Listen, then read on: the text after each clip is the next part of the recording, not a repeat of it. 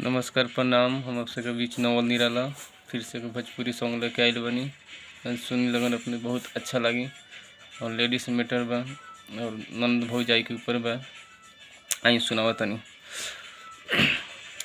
हमारे में माजा राजा चवारा में, मारे में माजा राजा चवारा में, नदी धराइल बिया बहारा में, नदी धराइल बिया बहारा में, नाक कटवैलस उजवारावा में, नाक कटवैलस उजवारावा में, मारे में मजा दोपहरावा में, मारे में मजा दोपहरावा में।